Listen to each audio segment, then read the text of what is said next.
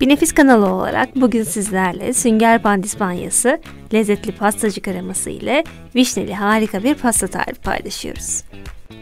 Birbirinden lezzetli tariflerimizi kaçırmamak için kanalımıza abone olup bildirimleri de açabilirsiniz.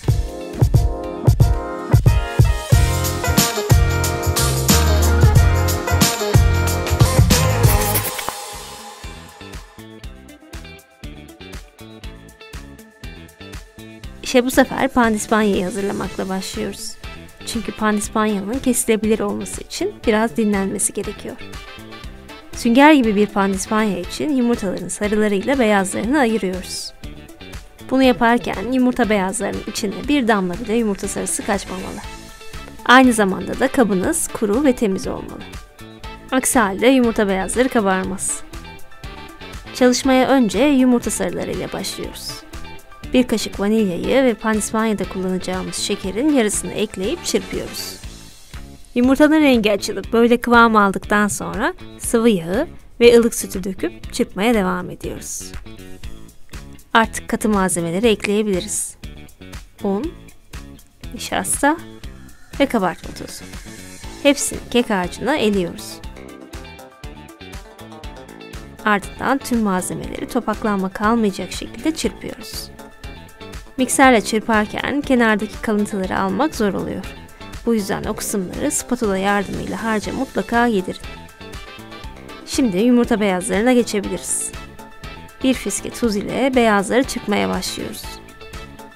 Bir süre sonra köpürmeye başlayacaktır.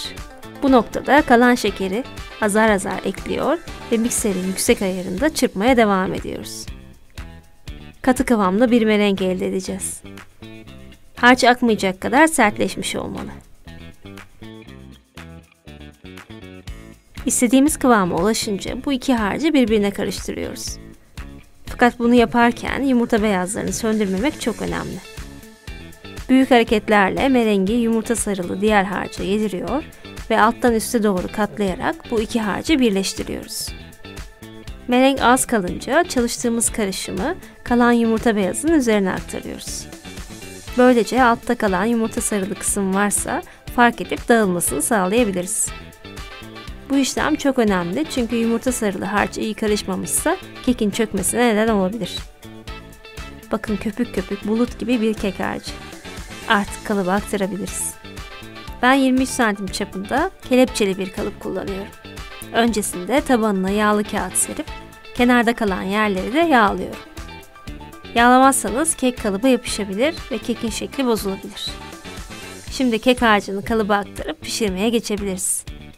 Aktarma esnasında içinde karışmamış yumurta beyazı varsa bu kısmı yumuşak hareketlerle harca yedirebilirsiniz. Kekler genelde ortadan çok kabarır. Bunu biraz engellemek için ortada kalan kısmı yanlara doğru çektiriyoruz. Böylece ortası kabardığında yükseklik farkı daha az olacaktır. Artık pişirme.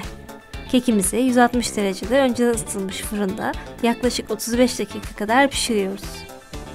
O sırada kremayı hazırlayalım. Orta boy bir tencereye sütü aktarıyoruz. Bir yumurtanın sadece sarısını kullanacağız. Yumurta sarısını karıştırıp dağıttıktan sonra katı malzemeleri yine karıştırarak ekliyoruz. Un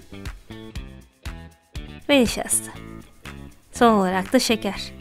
Kremamızı orta ısıda karıştıra pişiriyoruz.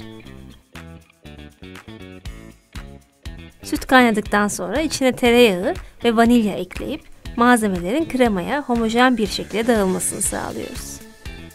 Pastacı kreması soğurken üzerini poşet temas edecek şekilde kapatırsanız yüzeyde kabuklanma olmaz. Kek de pişti. Yumuşacık sünger gibi. Fırından çıkar çıkmaz bir tel üzerine ters çeviriyor ve dinlenmeye bırakıyoruz. Ildıktan sonra kalıptan çıkartıp sarabilirsiniz. O sırada vişneli sosu hazırlayabiliriz. Benim buzluğumda vişne vardı, onları kullanıyorum. Böyle bir cam pipet yardımıyla çekirdekleri çok kolay çıkartılabiliyor. Vişneler çözününce suyunu saldı. Bu suyu da sosta kullanmak üzere ayıralım. Önce vişneleri bir sos tenceresine alıyoruz. Üzerine de şekeri. İkisini karıştırıp şekerin dağılmasını sağlıyoruz. Bu sos kısık ateşte vişneler yumuşayana kadar pişecek. Diğer tarafta kremanın son işlemlerini tamamlayabiliriz.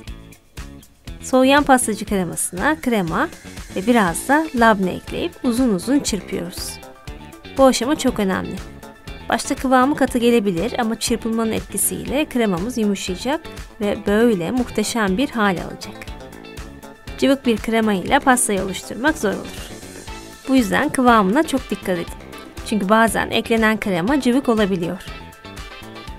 Köpük köpük şahane bir pastacı kreması oldu. Son olarak spatula ile dipte kalan karışmamış kısımlar varsa o kısımları da üste çıkartırsanız onların da karışmasını sağlamış olursunuz. Kolay uygulamak için sıkma torbasına aktarıyoruz.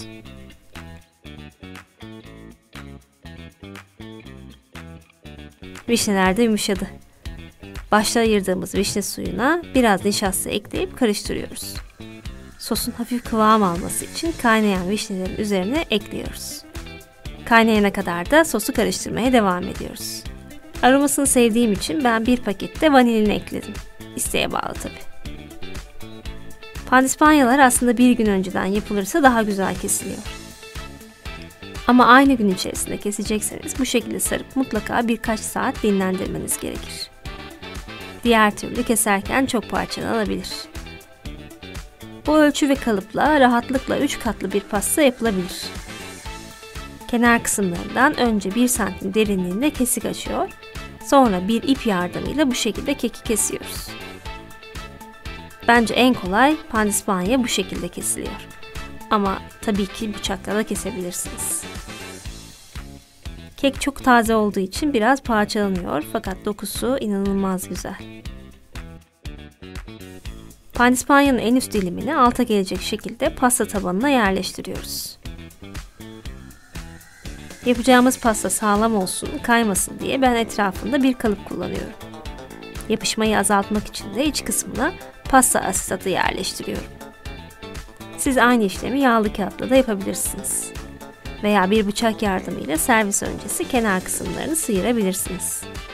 Kek aslında çok yumuşak ama adı üzerinde bu bir yaş pasta. Bu yüzden çok az sütle ıslatılabilir. Artık kremayı sıkabiliriz. Kekin tüm yüzeyini bu harika pastacı kremasıyla kaplıyor ve yüzeyi düzleştiriyoruz.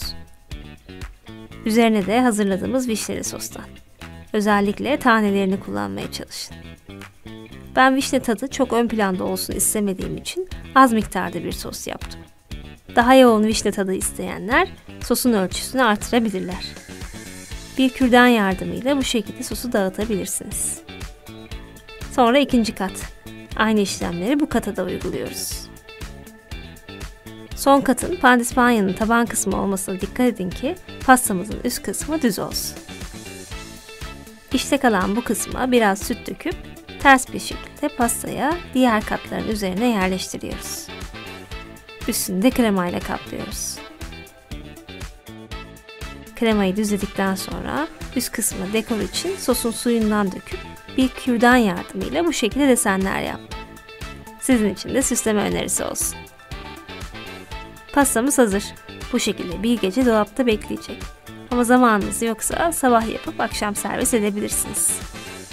Kenar kısmını asetatla sardığım için kalıptan kolayca çıkartabiliyoruz. Aynı şekilde asetat pasta kenarından da sorunsuz bir şekilde ayrılıyor. En son pastanın yanlarını bir spatula yardımıyla düzeltmekte fayda var tabi. Ben yan tarafları kremayla çok kapatmak istemiyorum. Sadece boşlukları kremayla doldurarak daha düzgün görünmesini sağlamaya çalışıyorum. Ama siz isterseniz dışını komple krem şanti ile kaplayabilirsiniz. Bir nefis pastamız hazır. İnanın vişneli sos ekşi tatlı dengesini tam kıvamında sağlıyor. Ağzınıza ilk lokmayı aldığınızda bunu anlayacaksınız. Aşırı tatlı olmadığı için de sizi asla rahatsız etmeyecek çok lezzetli bir yaş pasta. Bir dilim kesip içinde göstermeye çalışayım. Temiz bir dilim için her zamanki gibi bıçağı sıcak suda bekletip ısıtıyoruz. Ve her bıçak darbesinden sonra bıçağı kesinlikle temizliyoruz.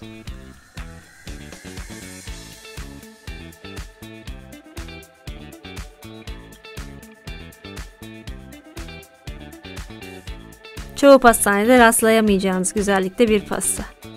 Kesinlikle denediğinizde bana hak vereceksiniz. Yapmanız gereken tek şey açıklamalar kısmındaki malzeme listesine bakıp tarifi denemek ve bu güzel tarifleri kaçırmamak için de kanalımıza abone olmak. Deneyecekleri şimdiden afiyet olsun. Bir sonraki videoda görüşmek üzere. Hoşça kalın.